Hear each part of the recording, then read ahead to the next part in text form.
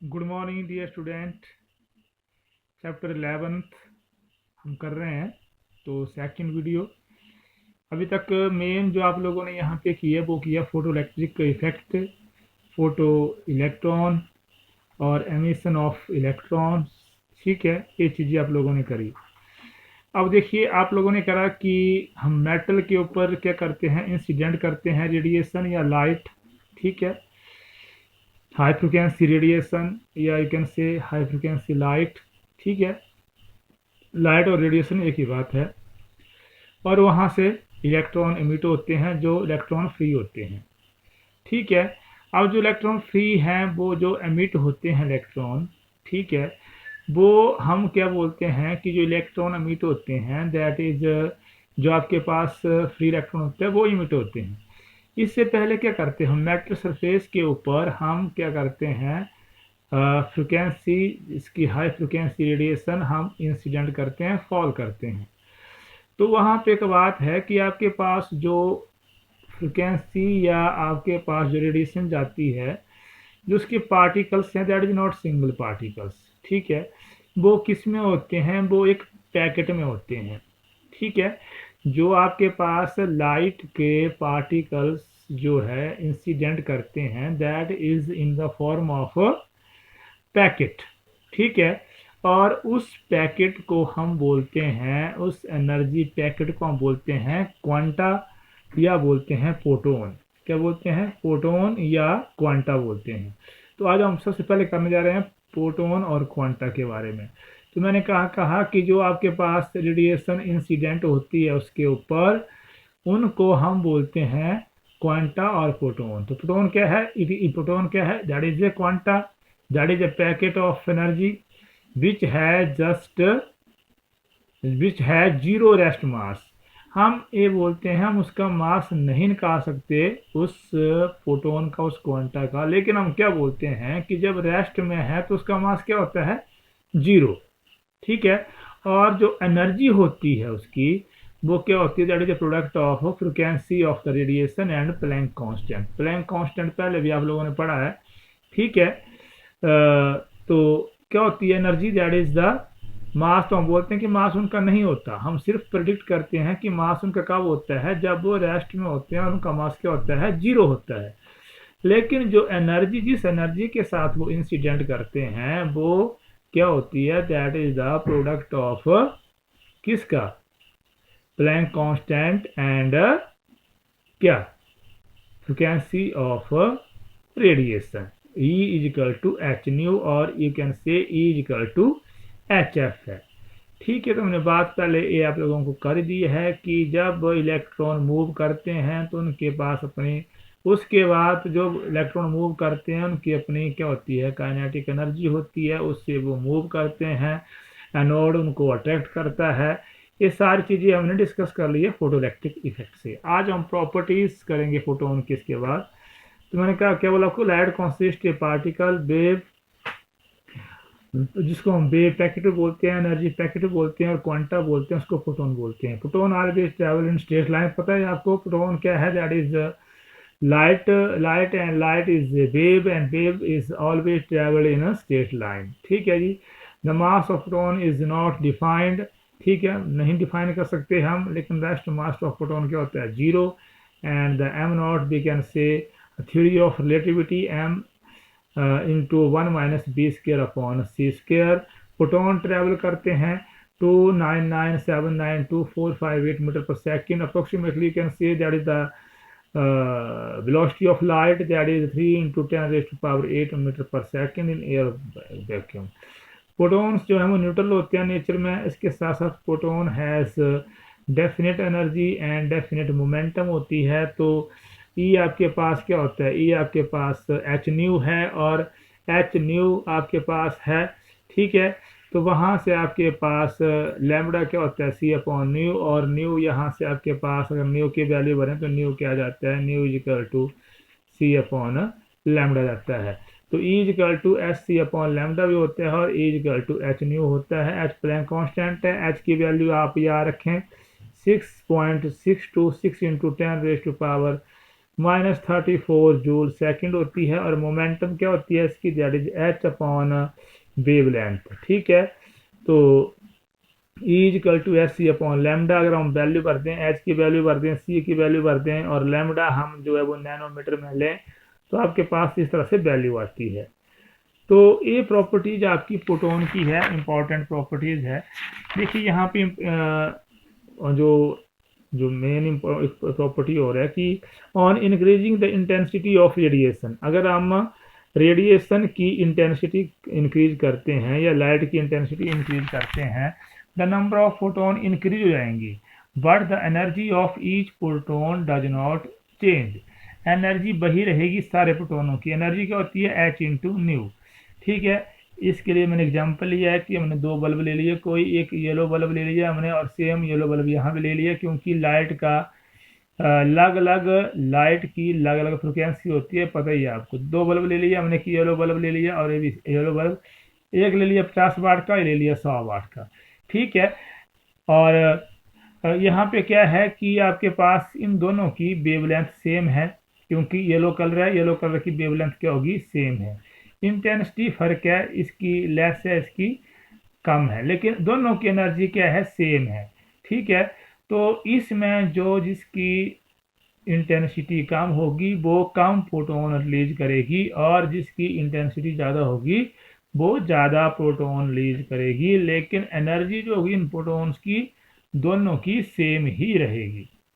ठीक है, ये था आपके पास ऑल अबाउट फोटोन्स। अब आपके पास आ गया आइंस्टाइन फोटोइलेक्ट्रिक इक्वेशन आ गई। आइंस्टाइन फोटोइलेक्ट्रिक इक्वेशन में आपके पास क्या आपके पास आ गया, दैट इज आपको पता ही है फोटोन की फोटोइलेक्ट्रिक इफेक्ट में बात की। जो काइनेटिक एनर्जी होती है, काइनेटिक एनर्जी किसकी होती है, काइनेटिक एनर्जी होती है इलेक्ट्रॉन की। ठीक है, that is equal to E minus, ठीक है, ई क्या है आपके पास, that is the energy of किसकी, फोटोन की एनर्जी बोल सकते हैं आप, या जो आपके पास लाइट इंसिडेंट हो रही है उसकी एनर्जी, माइनस फाई नॉट क्या है, phi naught that is work function. ठीक है, जो ई है वो हमेशा बड़ा होगा फाई नॉट से। ठीक है, जो ई है that is always greater than phi naught से बड़ा होगा। तो यहाँ से ई आपके पास क्या आ गया, ठीक है, जो एनर्जी आ गई फोटोन की वो क्या आ गई, kinetic energy plus phi naught. E की वैल्यू भर दी, पता है आपको क्या होती है, ई एच न्यू होती है, phi naught plus kinetic energy क्या होती है, 1/2 mv²। ठीक है, अब अगर हम क्या बोलते हैं कि बी आपके पास जो न्यू है फ्रिक्वेंसी है, is just equal to the threshold frequency b naught. ठीक है, अब बी नोट आपके पास नई टर्म आ रही है, थ्रेशोल्ड फ्रिक्वेंसी। थ्रेशोल्ड फ्रिक्वेंसी क्या होती है, that is the minimum frequency. देखिए मैंने आपको पहले भी बताया है कि आपके पास जो रेडिएशन इंसिडेंट करेगी, जो रेडिएशन इंसिडेंट करेगी किसके ऊपर, मेटल सरफेस के ऊपर। ठीक है, तो वो भी क्या है, रेडिएशन है, वो भी क्या है, फ्रिक्वेंसी है। लेकिन थ्रेशोल्ड फ्रिक्वेंसी क्या है, ठीक है, थ्रेशोल्ड फ्रिक्वेंसी वो है कि जितनी मिनिमम फ्रिक्वेंसी किसको चाहिए, इलेक्ट्रॉन को चाहिए। ठीक है, इलेक्ट्रॉन को चाहिए, वो मिनिमम फ्रिक्वेंसी है थ्रेशोल्ड फ्रिक्वेंसी। ठीक है, that is the threshold frequency, that is the minimum frequency. तो मिनिमम फ्रिक्वेंसी आपके पास है, तो मैंने आपको बोला ही है कि आपके पास जब V is just equal to threshold in frequency and the free electron will just come out to surface of metal। जब आ गए वो मेटल सरफेस के ऊपर आ गए तो काइनेटिक एनर्जी क्या हो गई उनकी, जीरो हो गई। काइनेटिक एनर्जी जीरो हो गई, वैल्यू भर दो वन में, तो आपके पास क्या आ गया, आपके पास वो फ्रिक्वेंसी जो थी, वो फ्रिक्वेंसी कौन सी रही अब, वो फ्रिक्वेंसी अब जो रेडिएशन वाली फ्रिक्वेंसी तो वो नहीं रही, वो उन्होंने वो फ्रिक्वेंसी ले ली मिनिमम फ्रिक्वेंसी। ठीक है, इलेक्ट्रॉन ने जो उनको चाहिए थी। ठीक है, और वो फ्रिक्वेंसी क्या होती है, वो होती है थ्रेशोल्ड फ्रिक्वेंसी। तो आपके पास क्या आ गया, इसमें जो न्यू था फ्रिक्वेंसी था वो न्यू नोड बन गया, और इसमें क्या हो गया, काइनेटिक एनर्जी जीरो हो गई, तो काइनेटिक एनर्जी आपके पास जीरो आ गई। यहाँ से वर्क फंक्शन आपके पास आ गया h nu not, work function क्या आ गया, एच न्यू नॉट। और वर्क फंक्शन की वैल्यू अगर आप वन में भर देते हैं तो आपके पास क्या बनता है, ये आ गया h nu equal to H nu naught plus half mv²। यहाँ से हम इसको पहले साइड ले गए, एच हमने कॉमन ले लिया, that is h equal to nu minus nu naught. And that is kinetic energy maximum, that is equal to आपके पास कितनी आ गई, h v minus b naught. This equation is called Einstein photo electric equation. उसके बाद threshold frequency, threshold frequency मैंने आपको बता दिया कि मिनिमम फ्रिक्वेंसी है, minimum frequency of incident radiation which may cause the photo electric effect. Minimum frequency, मान लिया आप जो है फ्रिक्वेंसी जो भेज रहे हैं ज़्यादा भेज रहे हैं, लेकिन थ्रेशोल्ड फ्रिक्वेंसी क्या है, मिनिमम फ्रिक्वेंसी है जितनी उनको चाहिए फोटो इलेक्ट्रिक इफेक्ट के लिए, वो है थ्रेशोल्ड फ्रिक्वेंसी। ठीक है, फ्रिक्वेंसी मिनिमम होगी तो वेवलेंथ क्या होगी, मैक्सिमम होगा। पता ही आपको लैम्बडा इक्वल टू 1/μ होता है, और वेवलेंथ जो है आपके पास 1/μ होता है, और फ्रिक्वेंसी जो है 1/वेवलेंथ होता है, तो रेसिप्रोकल है। तो थ्रेशोल्ड जो फ्रिक्वेंसी है वो मिनिमम है, मतलब थ्रेशोल्ड वेवलेंथ क्या होगी, दैट इज मैक्सिमम होगी। तो ये था आपका लेक्चर नंबर जो 2 था। ठीक है, लेक्चर नंबर 3 में अब हम जा रहे हैं यहाँ पे। लेक्चर नंबर 3 देखिए बहुत ही इंपॉर्टेंट, डी ब्रोगली हाइपोथेसिस आ गया, इसको हम डी ब्रोगली हाइपोथेसिस भी बोलते हैं। अब देखिए डी ब्रोगली ने क्या कहा, डी ब्रोगली हाइपोथेसिस ने क्या कहा। डी ब्रोगली एक साइंटिस्ट थे, और साइंटिस्ट क्या थे, वो पीएचडी कर रहे थे साइंटिस्ट। ठीक है, तो साइंटिस्ट जो है डी ब्रोगली पीएचडी कर रहे थे, उनको लास्ट ईयर जो है अपनी हाइपोथेसिस लिखनी होती है। ठीक है, अपनी थीसिस लिखनी होती है। अगर उनकी थीसिस जो ठीक है तभी उनको पीएचडी की डिग्री दी जाती है। तो इन्होंने क्या हाइपोथेसिस दी, हाइपोथेसिस होता है कि उन्होंने बात कह दी। ठीक है, ये कोई प्रूव नहीं था।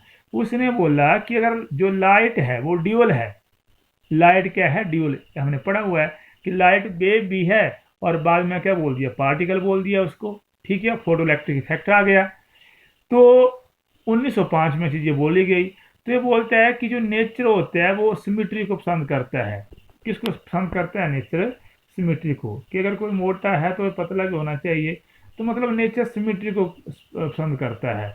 तो अगर लाइट ड्यूअल नेचर है तो ये बोलता है मैटर भी ड्यूअल नेचर है। अगर लाइट की वेव और पार्टिकल है तो मैटर का भी क्या होना चाहिए, मैटर तो पता ही है आपको, मैटर क्या होता है, हर चीज़ मैटर से है। आपकी कुर्सी, आपका मोबाइल, आपका पेंसिल, हर चीज़ मैटर ही है। तो वो पार्टिकल से बना होता है। लेकिन इसने क्या बात बोली कि जो पार्टिकल है, जो मैटर है, वो एक वेव भी है। ठीक है, वो वेव भी है। ये इसने इसकी सोच थी, ये इसकी हाइपोथेसिस थी। तो क्या हुआ कि जब उसने अपना ये मैटर हाइपोथेसिस रखी, तो वहाँ पे जो उसके गाइड थे उन्होंने क्या किया, उन्होंने कहा कि भाई ये तो तुमने बता दी, लेकिन इसका प्रूव तो आपने किया नहीं। उस टाइम जो साइंटिस्ट थे वो थे एल्बर्ट आइंस्टाइन, मेन साइंटिस्ट। उन्होंने एल्बर्ट आइंस्टाइन को बुलाया कि ये ऐसी बात कर रहा है, और एल्बर्ट आइंस्टाइन बोला कि इस बात में लॉजिक है, और इस बात में लॉजिक है, और उसको जो है पीएचडी की डिग्री दे दी। और ये जो उसने बात बोली ये बाद में प्रूव भी हो गई। ठीक है, ये जो उसने बात बोली ये बाद में प्रूव भी हो गई कि जो पार्टिकल है, जो मैटर है, जो उसके पार्टिकल है, उनका वेव नेचर भी है। और ये चीज़ ज़्यादा प्रूव हुई कहाँ पे, ये चीज़ ज़्यादा प्रूव हुई जहाँ पे स्मॉल पार्टिकल्स हैं। कहाँ प्रूव हुई ये चीज़, जहाँ पे स्मॉल पार्टिकल हैं, लार्ज पार्टिकल के ये चीज़ प्रूव नहीं हुई। तो इसने क्या बोला, इसने यही बोला कि in the universe the whole energy in the form of matter और इलेक्ट्रोमैग्नेटिक रेडिएशन, कि जितना भी यूनिवर्स है उसमें जो टोटल एनर्जी है वो किस फॉर्म में है, मैटर और इलेक्ट्रोमैग्नेटिक रेडिएशन की फॉर्म में है। और नेचर लव सिमेट्री, इसका मतलब रेडिएशन और लाइट है, अगर ड्यूअल नेचर है तो मैटर का क्यों नहीं होगा, मैटर का भी ड्यूअल नेचर होगा। तो ये बात इसकी बाद में प्रूव भी हो गई, और उसको नोबेल प्राइज भी दिया गया। ठीक है, ये बात प्रूव की जो आने वाले साइंटिस्ट, अगला टॉपिक हम डिस्कस करेंगे, डेविएशन और जर्मन साइंटिस्ट ने प्रूव की। और उसके साथ साथ जे थॉमसन का जो बेटा था जीपी थॉमसन, इसने भी इसके बात को प्रूव किया, और उनको भी बाद में नोबेल प्राइज दिया गया। चलिए क्या बोलता है, ये बोलता है जो एनर्जी ऑफ फोटोन जानते हैं आप क्या होता है, that is E equal to H nu होता है, और इसको हम एस सी अपॉन लैम्डा भी ले सकते हैं। ठीक है, अब आपको पता है कि जो प्रोटॉन है दैट पोजेसेस सम मास। ठीक है, which is virtue of motion, जब किस में होते हैं वो मोशन में होते हैं, और रेस्ट में तो उनका मास 0 होता है। तो आइंस्टाइन ने क्या बोला, आइंस्टाइन ने बोल दिया कि ई इक्वल टू, बोला हुआ पहले कि ई इक्वल टू क्या होता है, एम सी स्क्वेयर होता है। ठीक है, कि जितनी एनर्जी होती है उतना, जितना मास होता है और जितनी उसकी वेलोसिटी होता है, that is equal to energy के बराबर होता है। तो फ्रॉम 1 और 2 से आपके पास क्या आ गया, ई और ई दोनों बराबर हैं, तो आपके पास क्या आ गया, H C lambda is equal to M C. एक सी से एक सी कैंसिल हो गया और यहाँ से आपके पास आ गया h lambda is equal to M c. हमने लैम्बडा निकालना है, वेवलेंथ निकालनी है क्योंकि इसने वेवलेंथ दी। ठीक है, तो lambda is equal to H upon M C आ गया और एम सी को मैंने मान लिया मोमेंटम ऑफ फोटोन मान लिया। तो अगर हम पार्टिकल की बात करें, अगर और पार्टिकल की, मटेरियल की बात करें, मैटर की बात करें, तो हमने क्या ले लिया, हमने ले लिया जो मोमेंटम होती है पार्टिकल की या मटेरियल की, दैट इज, पता ही आपको कोई मास है तो वो मूव करेगा किस वेलोसिटी से, वेलोसिटी बी से। तो मोमेंटम क्या आ गई, एम बी आ गई। तो आपके पास क्या आ गया, lambda is equal to H upon m b आपके पास आ गया। Lambda is equal to H upon m b, de Broglie equation आपके पास फॉर पार्टिकल के लिए। और लैम्बडा क्या है, लैम्बडा इज इक्वल टू क्या दिया है, that is H upon P. H is Planck constant और P is momentum of the particle और matter. This equation is known as the de Broglie wavelength. क्या बोलते हैं इसको, किसकी इक्वेशन है, डी ब्रोगली वेवलेंथ की है। अब इसके केस आ गए कि हमने इसको किस फॉर्म में निकालना है, काइनेटिक एनर्जी की फॉर्म में निकालना है। तो आपको पता ही है काइनेटिक एनर्जी क्या होती है, ये कोई आपके पास पार्टिकल है, कोई बॉडी है जिसका मास है एम में, तो किस वेलोसिटी से मूव करेगी, वी से। तो काइनेटिक एनर्जी क्या होगी, 1/2 एम बी स्क्वायर होगी। और मोमेंटम पता ही है आपको, मोमेंटम क्या होती है, that is equal to mass into velocity m b. ठीक है, तो v कितनी आ गई, यहाँ से v आ गई p अपॉन एम, इसकी वैल्यू भर दी हमने इसमें, तो काइनेटिक एनर्जी आपके पास कितनी आ गई, 1/2 एम वैसे रहा। तो v की जगह भर दिया हमने क्या, p अपॉन एम, तो बन गया p square upon m square, एक एम से एक एम चला गया, 1/2 p स्क्वेयर अपॉन एम। और यहाँ से p आपके पास आ गया, that is 2 kinetic energy into m. Kinetic energy को हमने k लिख दिया, तो आपके पास आ गया p इक्वल टू 2m के आपके पास आ गया। ठीक है, अब हम बात करेंगे एक्सेलरेटेड पार्टिकल की। जो पार्टिकल एक्सेलरेट कर रहा है उसकी वेवलेंथ निकालेंगे। तो अगर हम किसकी निकाल सकते हैं, चार्ज पार्टिकल और इलेक्ट्रॉन की निकालेंगे कि स्मॉलेस्ट पार्टिकल क्या है, इलेक्ट्रॉन। स्मॉल पार्टिकल के बारे में इसने बताया हुआ है। तो पता ही आपको, देखिए हमने कोई प्लेट ले ली जिसका एक का 0 पेंसिल है, एक का बी पेंसिल है, और एक कोई चार्ज ले लिया, मूव कर रहा है विद वेलोसिटी v। तो पता ही है वर्क डन क्या होता है, चार्ज इंटू पोटेंशियल डिफरेंस। तो पोटेंशियल डिफरेंस क्या होगा, यहाँ 0 है, यहाँ b है, तो डेल्टा v क्या आएगा, b माइनस 0। तो आपके पास वर्क डन कितना आ गया, q इंटू v। तो work done is expensive of kinetic energy, therefore kinetic energy is equal to work done is equal to qv आ गया। तो चार्ज की बात हुई, बात करेंगे हम इलेक्ट्रॉन। तो इलेक्ट्रॉन ले लिया हमने जिसका चार्ज क्या है, इसके ऊपर चार्ज ऑन इलेक्ट्रॉन ई आ गया, mass of electron m e लिख सकते हैं, एम भी लिख सकते हैं, और वेलोसिटी जो है दैट इज वी आ गई। Work done on the electron कितना आ गया आपके पास, अब ई इंटू बी आ गया। ठीक है, क्यू की जगह क्या आ गया, अब चार्ज आ गया, चार्ज क्या आ गया, अब चार्ज ऑन इलेक्ट्रॉन क्या है, दैट इज ई है, तो ई इंटू वी आपके पास आ गया। ठीक है, पता लग गया यहाँ तक। तो काइनेटिक एनर्जी ऑफ इलेक्ट्रॉन कितनी होगी, जितना वर्क डन होगा उतनी आपके पास क्या होगी, काइनेटिक एनर्जी होगी, पता ही है आपको। तो kinetic energy is equal to 1/2 m b square, that is equal to e v. यहाँ से हमने बी निकाल लिया, वी आपके पास आ गया 2 E V upon m. Lambda क्या होता है, एच एम बी हमारे पास आया ही है। वी की वैल्यू भर दी तो आपके पास H upon M 2 E V upon M आ गया। और यहाँ से लैम्बडा आपके पास आ गया। मेन इक्वेशन है, इसमें आपके पास न्यूमेरिकल प्रॉब्लम भी इसके ऊपर बेस्ड होगी। लैम्बडा कितना आ गया, h upon 2 m e v. M क्या है, मास ऑफ इलेक्ट्रॉन, ई क्या है, charge on the electron, v क्या है, पोटेंशियल डिफरेंस है। तो इसकी वैल्यू हम निकाल सकते हैं लैम्बडा की इलेक्ट्रॉन के लिए। तो पता ही है आपको, प्लैंक कांस्टेंट की value 6.626 into 10⁻³ joule second. Mass of electron पता है आपको 9.1 इंटू 10⁻31 kg। और इलेक्ट्रॉन का पता ही है आपको, चार्ज ऑन इलेक्ट्रॉन क्या होता है, सारी वैल्यू भर दी तो आपके पास लैम्बडा आ गया 1.227 अपॉन वी, दैट इज